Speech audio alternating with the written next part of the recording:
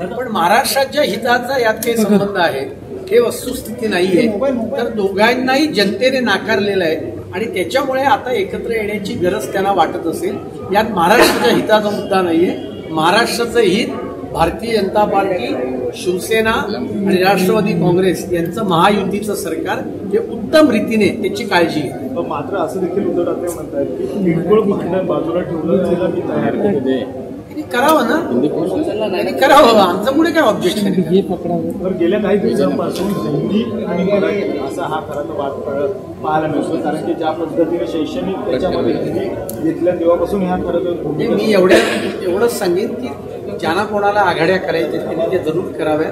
महाराष्ट्र आता थांबणार नाही. महाराष्ट्राचा विकास हा महायुतीचं सरकार माननीय देवेंद्रजींच्या नेतृत्वाखाली गतीने होईल. देशामध्ये लोकशाही आहे. कोणी कुठलाही पक्ष कोणाबरोबर आघाडी करू शकतो. त्याच्यावर कोणाला आक्षेप घ्यायचं कारण नाही. भारतीय जनता पार्टीचा आक्षेप असायचं कारण नाही. पण महाराष्ट्राच्या हिताकरता आम्ही एक यायला तयार आहोत हे म्हणणं मात्र पूर्णतः राजकीय आहे. आता जनतेने यांना नाकारल्यामुळे उद्धव ठाकरेंना हे विचार सुचतायत एवढंच मी सांगेन. राज ठाकरे एबीपी माझा, उघडा डोळे बघा नीट.